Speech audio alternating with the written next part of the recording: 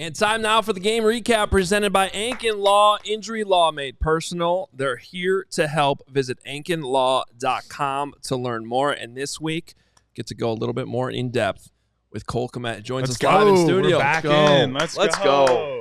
Missing you two. Yeah. Yeah. So let's go. How much did I screw up in that film session right there? I didn't hear everything, but let's just assume everything you said was exactly how Richard Hightower teaches it. There we go. I didn't hear one word, but I'm going to assume that. Oh, okay, so you weren't even listening. No, I wasn't even listening. But I'll assume that every coaching point you gave was the exact coaching point we give. Well, Carman didn't even know what ODK was, so. Oh. Yeah, no, it's bad. But even though we went over this last week. Tough.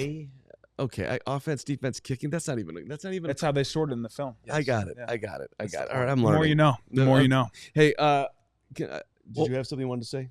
Yeah, because it looked like you did, and I was about to jump you, but you I got excited. I get to talk to him every week. You guys. Well, he's so excited to talk to you guys. So well, there we go. So I was in the locker room on Friday, and I saw you, and I said I had some compliments for you that I forgot about last week, and I just remembered it. Okay. So I don't know if you recall, but you guys did start the season 1 and 2. Yeah. And then on Monday, you met the entire media, and the way you represented, this is going to be a little bit of a blow up here, Cole, but I think you deserve it. The way you represented yourself, the Bears, and talked to the fans, and were in the optimism, but in the realism at the same time.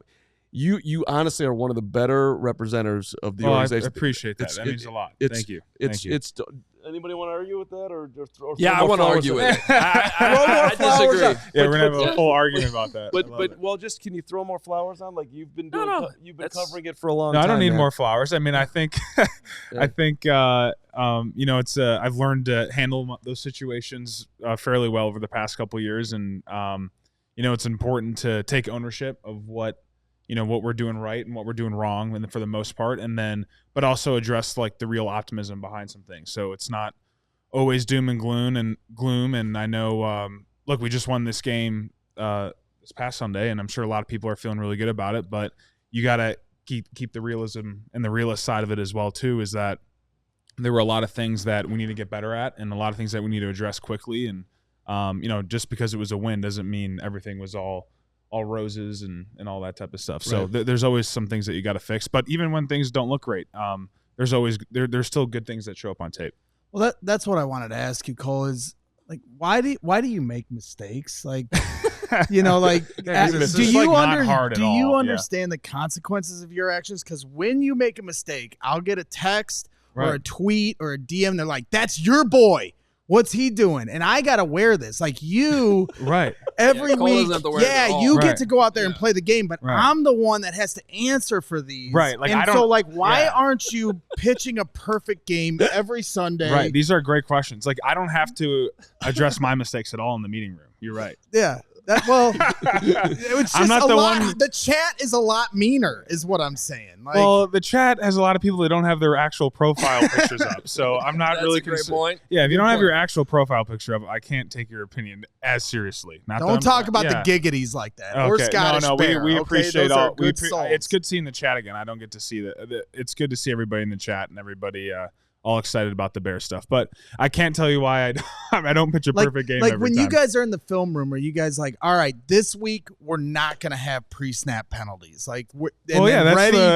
That's the goal. But there's also a lot more into it than just, you may see somebody get a penalty, but you don't know the whole story behind it. 100%. And I know you think you do, but you don't. No, I do. There's a lot that goes into it, and there's a lot of things that, that we got to continue to grow as an offense, especially with, obviously Caleb, a rookie quarterback at under center, and there's ebbs and flows to it, but we just got to make sure there's more good than bad. All jokes aside, it felt like the Colts game kind of started to be a step in the right direction from the Texans game, where there was a lot of sacks and just a lot of miscommunication going on. Then you take another step in the run game. So it's trying to, like, we're all watching, trying to find our patience with it. Sure. And you guys are starting to find your rhythm and chemistry, but then there's still these little things. How close do you guys feel like you are from getting to, like, what percentage of a perfect game are you guys like the goal? Because it's never going to be perfect. Right. So like, how close do you think you are to getting to the level of what you would call a respectable showing? I still think we got a little bit to go based on the film I saw the other day of us. That being said, there's a lot of good stuff on tape.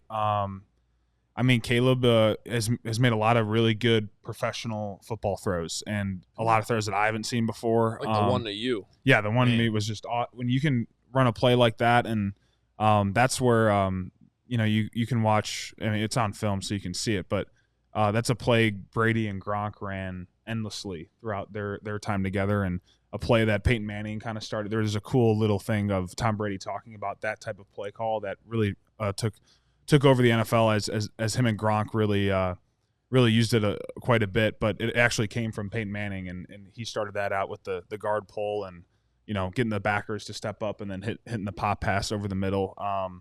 So there's some really good things there. But going back to your patience thing, you don't have to have patience. The beauty of your position, you don't have to have it. You can be as impatient or as patient as you want to be. No, I've found my zen this year. Yeah, well, whatever works for you. The light I will always say you can fan however you want to fan. That's not going to affect us in the building. So you can do what you want, but we got to take care of our business. I've found my personal. Zen I do think that there's an understanding though for us guys in the building that there is an element of patience to things just because of the newness to the offense. Yeah. And, there's going to be, like I said, ebbs and flows with that. And it was really good to see the run game take off the other day and, see Swift hit a couple explosives there and obviously get him in space on some of those screens and do what he does best. And then Roshan getting downhill. So there was some really good stuff there and things that I think we can mold into our identity and kind of build on going forward. The Swift touchdown was awesome. Yeah, that was great. Your backside awesome. Block to it and then the fist pump. Tiger Woods fist pump. That was good stuff. Yeah, that was when I got up and saw him just take off, and you knew he was gone. That was a good feeling for sure. Yeah. Well, take us through that moment a little bit more because we've talked about that before and how much you loved setting that block on a big touchdown run. Well, we had ran that type of play quite a bit where I was cross sifting throughout the game, and I was kind of beating those guys up pretty good, giving some good body shots there, and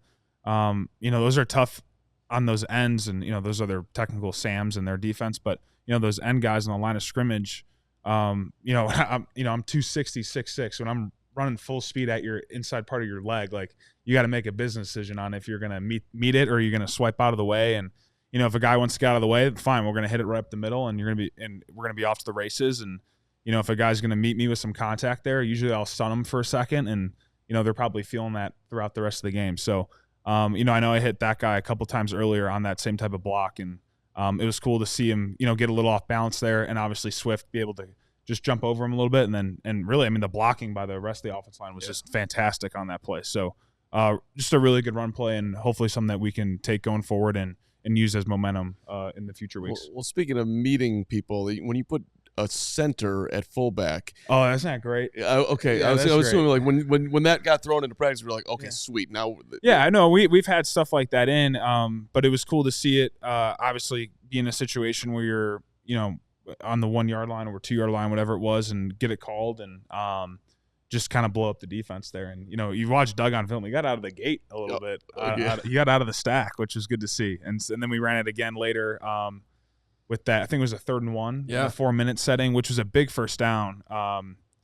And they gave a front, really was kind of unblockable on the backside. So Droshan kind of had to make one miss there in the backfield. I did my best trying to cut off on the backside as many guys as I could, but they loaded up the front and give Doug credit of just kind of making a hole for himself, and then Roshan just staying behind his pads again that first down. That was a big first down there. Well, they called it God's play, right? Matt Eberflus called it God's play. I like I like that. I like that. That's pretty good. Well, so, I just love old-fashioned football sometimes. You guys are in 23 personnel with an offensive lineman back it's great. There. Yeah, I don't know if that's considered gimmicky nowadays, but I think that's just old-fashioned, line up behind the center. I wouldn't even say it's gimmicky. It's basically you're saying, this is what we're doing, try and stop us. Right. And that's, I think, what we all appreciated, especially after the Indianapolis game where you guys couldn't get in on the goal line. All right, hey, this is what we're doing, try and stop it. And you, on 2 big downs, get the touchdown, get the first down in the 4th quarter.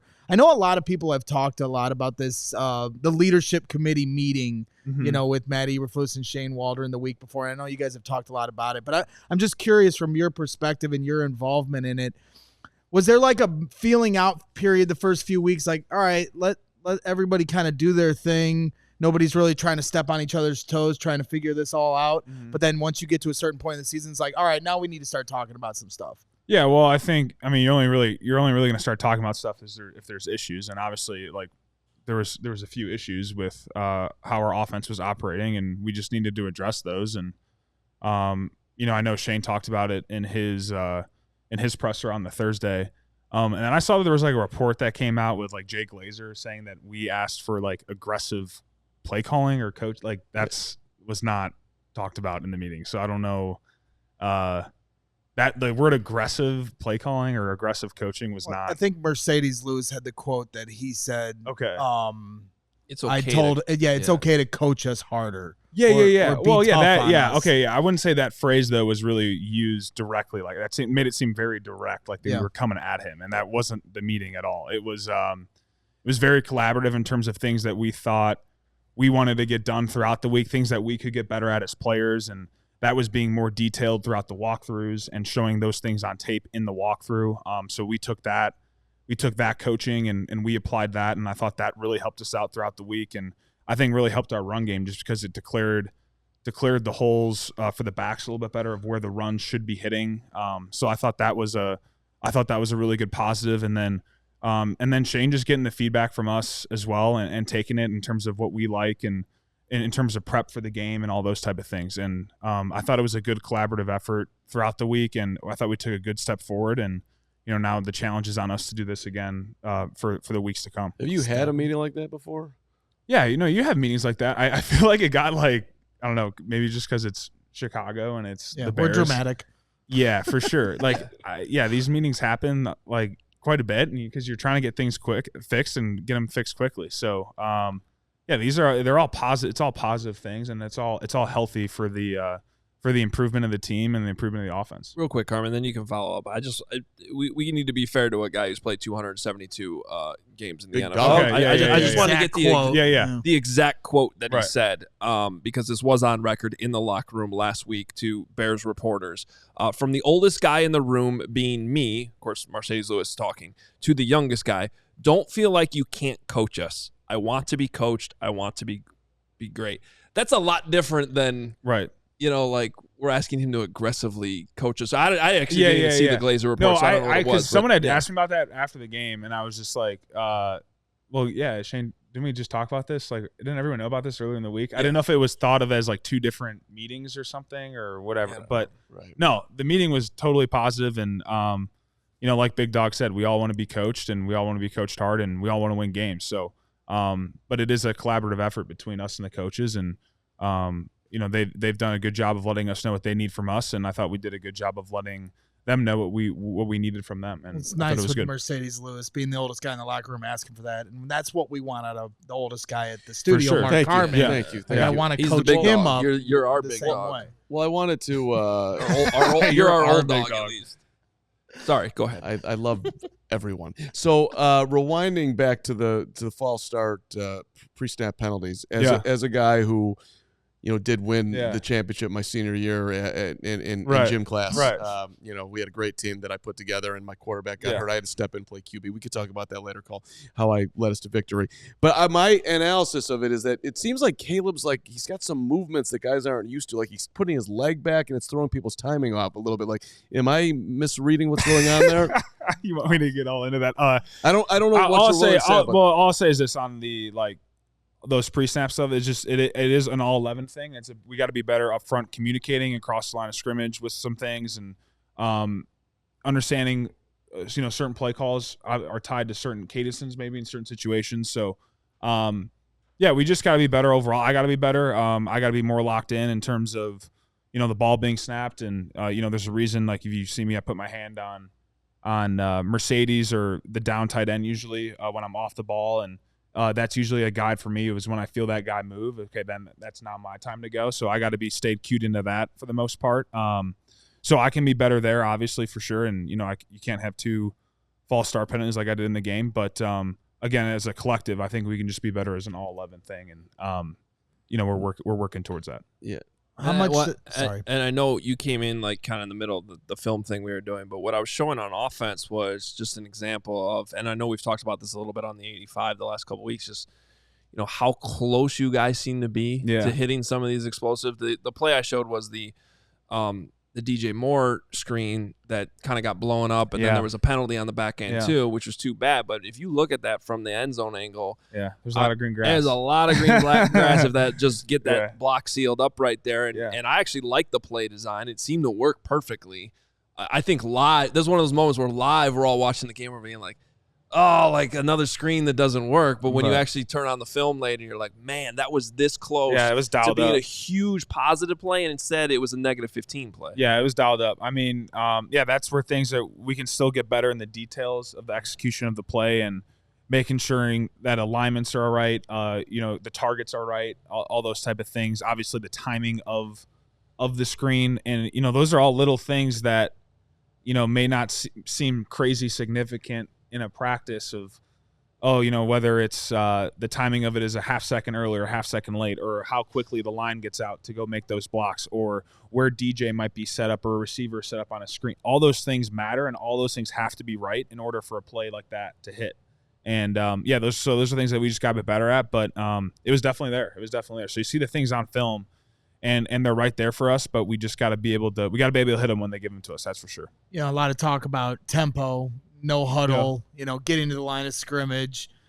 For you, it did feel like you guys found a little bit of a rhythm and momentum with that in the second half. How much does that help you guys find your way, or is there, a sense of like we can't overcook the ham? Well, I think the thing with the explosives, and everyone, I think whenever you watch it, it's like, oh, why don't they do this all the time? Well, you kind of have to have, the hurry up.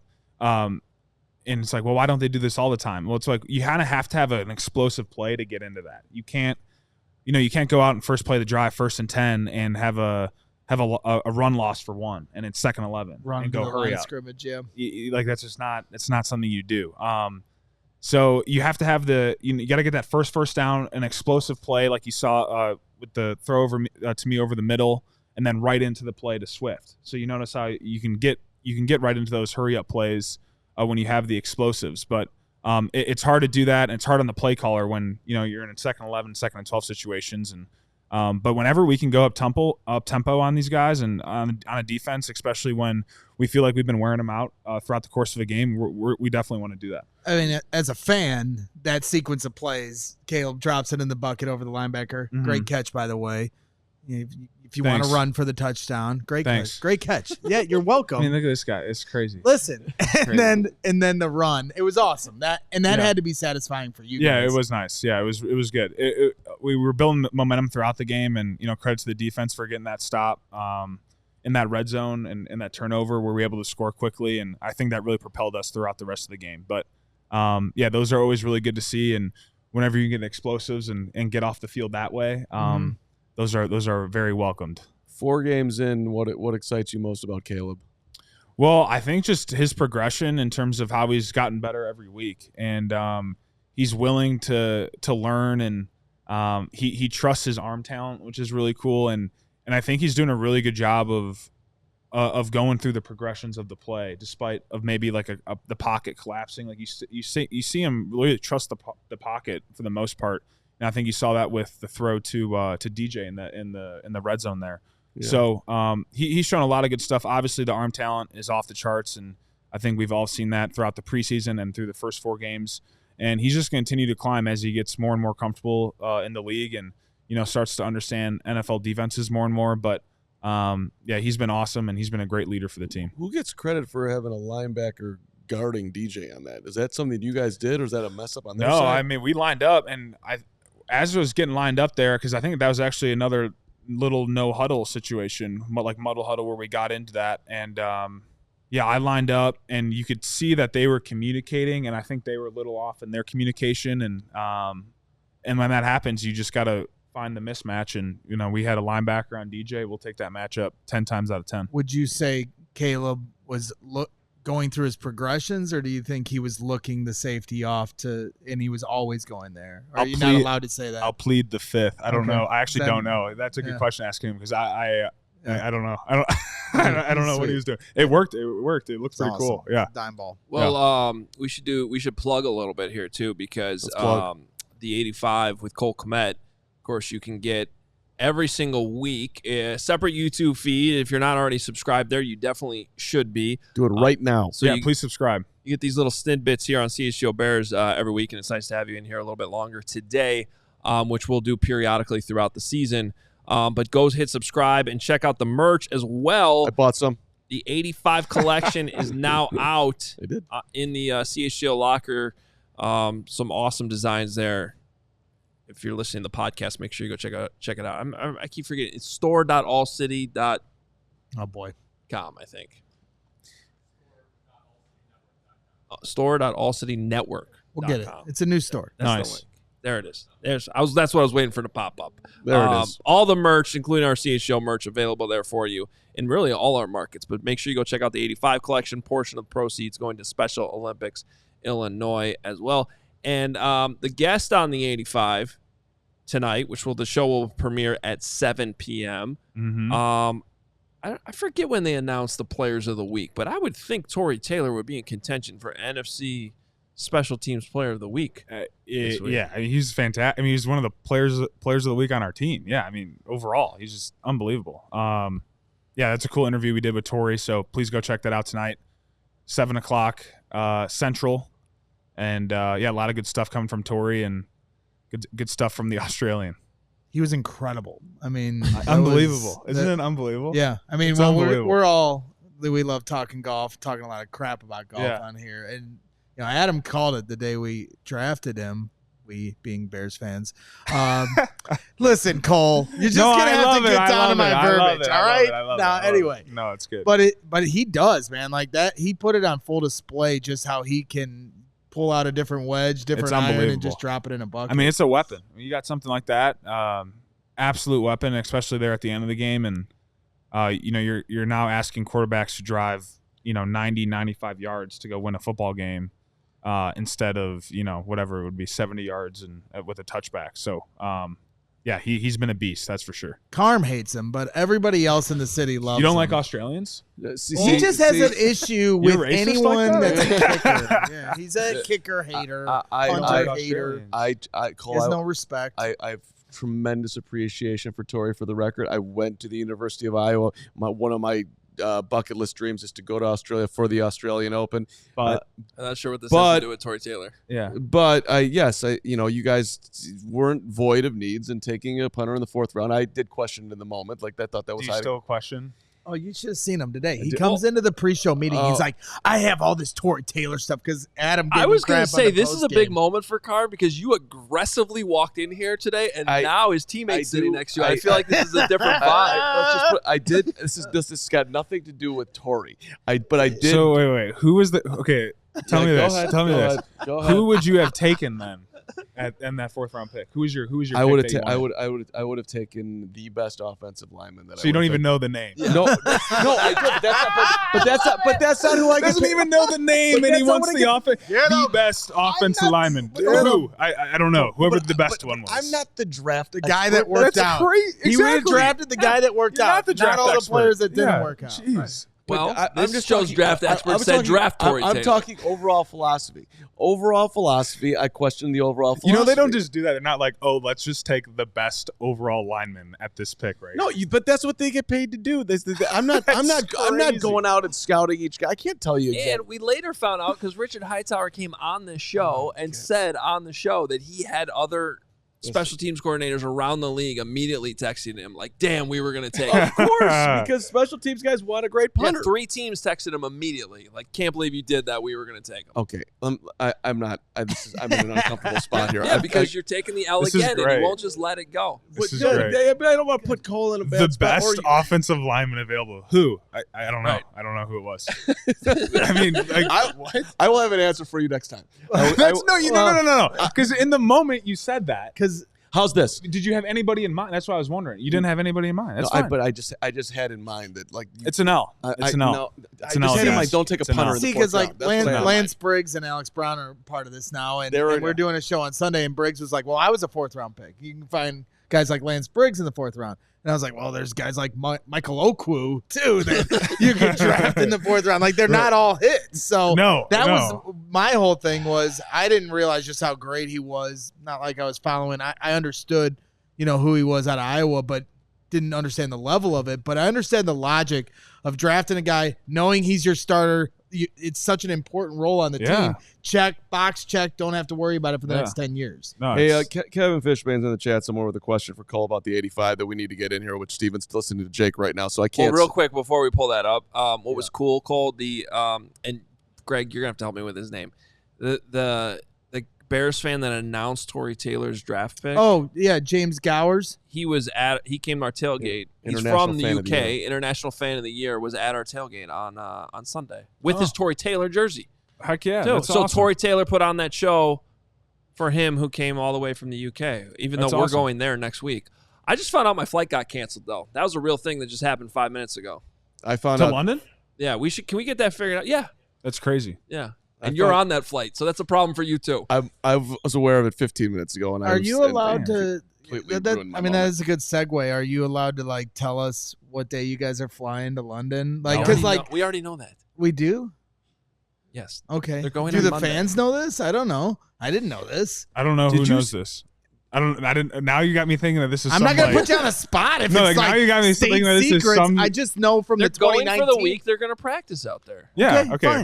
That makes me feel better. Did you? That makes you made me feel. I didn't know. When you guys leave, I would be like, oh yeah, we're leaving earlier in the week. I'm sorry. I didn't want to put you on the spot if it wasn't allowed to be said. So I just said it. Speaking of that, there's just a question for you guys are playing Arizona this year too. The Commanders just went out there and they practiced there all week. Would you want to do that if it was up to you? Cole Kmet's, you get to make that choice, or would you rather be? Who did the Commanders play the week prior? The Commanders. Hold on. Let me answer. They played the Bengals on Monday Night Football. At Cincinnati. That is weird. They probably stayed. They probably, instead of going back and then back out west, like they just probably, a lot of teams do. I know if you're an East Coast team and you have 2 West Coast games, or you have like a Midwest game and then a West Coast game, you just stay out. Okay. Does that make sense? Sure. Yeah. Belichick would actually lobby the NFL the schedule makers to give, if they had to play, like if they were playing like the NFC West that year, he'd be like, well, give us those 2 games back to back so we can just stay out there. Yeah. So like we won't go. We won't go out the whole week. Okay. For that reason, because say if we were playing like Seattle and then we were playing Arizona, I'm sure that would be talked about. Yeah. Interesting. Yeah. Okay. What's Fishbane's question? There's another question from Kevin Fishbane for the 85 that we can't. Fishbane in the chat. Some of us have known that for months. That's not when what the Bears are question going to for London. Cole. Well, not all of us are as smart as you, Kevin, with your Northwestern degree. Some of us are just moron bricklayers. It's the Illinois Sports Writer of the Year. The question is, this question is actually a good question. Is that down the seam or up the seam? Is the catch you made down the seam or up the seam? Up. Depends what end zone angle we're watching the film from. That's what I would say. Yeah, that's a good question, though. I don't even know. Now you got me questioning what terminology I use when I say that. Up the seam or I think down I say the seam? up the seam. Up more. the seam. I feel like I say up the seam more. That was a stupid question. I think that was a moronic question. No, I thought that was a good question. I mean, it made me think. I guess that Northwestern degree doesn't get you very far these days, Kevin. Illinois Sports Writer of the Year again. Don't go with the Wildcat who keep on losing. He started it. He went at me in the chat. Yeah. All right. This was an uncomfortable. Well, here's the good news. Did you miss us, Cole?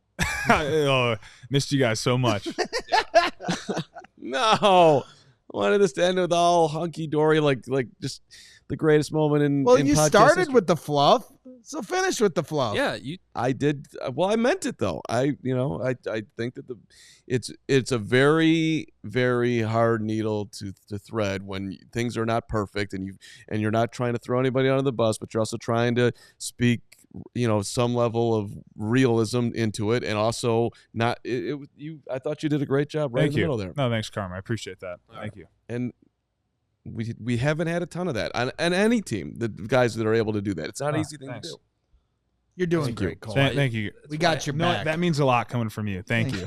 I got your back. That's what I needed today. I got your back, man. Carman, that's why he's got the C on his chest. Yeah, well, there's a lot of guys that have the C on their chest. I'm not running anybody down. I'm just trying to underline what he's doing, and it's. I'm sure the Bears appreciate it, but they should. Well, make sure you tune in later today to the premiering at 7 p.m. tonight. We'll have the next episode of the 85 with Cole Kmet, including his conversation with Tory Taylor. We'll have more conversation on the game as well. That's going to do it for us here on the CHGO Bears podcast. You're not going to read that super chat? Oh, we should we? The $5 one? Well, we should get to the $20 one from Crystal first. Oh, that too, yeah. Yeah. Hey, Cole, glad to have you back live. Everybody hit the like button for Cole. Love all you guys and bear down. Yes. Absolutely. Let's fire through. Jonathan, $5. Has Cole been told that he has a doppelganger in U.S. tennis star Taylor Fritz? You really do. Taylor Fritz. You do. See, I've been told I've been told by other people that I don't think I look like this. That I look like Ashton Kutcher, though. I have heard that one a couple times. Ashton Kutcher was at the game the other day. He was at the game, yeah. Because I saw Larry Mayer post a photo with him. Do you have any tennis game? I started playing 2 off seasons ago with my fiance, and I mean, I'm an athlete, so like, you know, you can get the ball over the net. Oh yeah. Taylor Fritz. I don't have like form, I don't think, but I think if I do think maybe next off season I'll get into it. Taylor Fritz looks like Vince from Entourage. Yeah, I don't know who that is. Vince from Entourage. Don't necessarily not care that much. If you guys played right now, I would take Cole. How long have you been playing? You're not. He's not being serious. You're going down if we play me. I play a lot of tennis, but I don't. That's not the point. The point. He comes in here every day telling us who he lost to the night before. Well, it is who he lost to the night before. It is David versus Goliath tonight in the 4-5B league. I am 0-4 on defeated, and I'm going up against Papadopoulos, who's perfect 4-0. So Papadopoulos, I'll report Papadopoulos going to feel the pain tonight. Damn it. Maybe next summer that'll have to be like a humbling weekend for you. Carm can beat you in tennis, then I'll beat you in golf. That's definitely not happening. Me in golf. I'll tell you that. That's not happening. But I'm offering my services to get you. If you ever want to take the tennis lesson, I got you. Okay. All right, I might take you up on that. Let's go. Right. We'll talk about it. We'll get the next level there. Let's sneak in Pizzatola here at the end as we close up the show. Carm's professional troll Pizzatola, $2. I hope Tony Gill, our new head of content, is better than Kevin Kaduk at firing Carm. Pizzatola. What? This guy's unbelievable. Do you know who that is? He's my Pizzatola. It's his mortal enemy in the chat. Every day. He's actually really funny. And they love it. Last year you would have been like butthurt about it, but now you're like accepting of it. No, I listen. You've grown. Have you? You've grown. You haven't said anything about the new hairdo. I've been growing this thing out. Nothing. I'm not gonna just come on here and start commenting about your hairdo. Why not? This is a Bears podcast, man. It's not about Carm's podcast hair. where he just wants it to all be about him. Me guy. I thought I've done a great job here. Pizzatola, I need somebody to. I thought you were going to come here and comment about how good my outfit was. I do like your outfit. I do. So relaxed. All right. Last one. Then we got to get over to the 85 to get that out on time tonight. James Orlando, $5. Just wanted to let Cole know that we as a city appreciate the win. Most of us work 60-plus hours, and all we want to do is see the Bears win. So thank you. There we go. Heck yeah. That's awesome. Is that your burner account, Greg? I mean, he's right. Yeah. I mean, I live and die with the outcome of your career. The team. I was in a dark place at halftime, and then by the end of the game, I've never felt better. I'm not even kidding. It was horrible. The first half was rough in here with that. Wait, guy. you were in a dark place. I just want to. I know what happened in the first half, but you were in a dark place at halftime when we were up 10-6. I know. Yeah, we were winning the game. I know, because I was just nervous. I really needed you guys to win, and then you did. But at the time, I was like, "You to win." I needed us to win too. I know, we all do. We all do. But if you hadn't, I was threatening to go to Taco Bell and eat tacos until I. You were saying all this while we were winning. Yeah, that is crazy. That was actually a direct quote. I'm gonna go to Taco Bell and eat till I die. Was a direct quote. Well, I encouraged him to jump off the balcony. I'm really excited for you guys to just start churning them out. And then my life's going to just get so much happier at home. And I don't think it's going. We're winning a game and you were in misery. No, we'll be all right.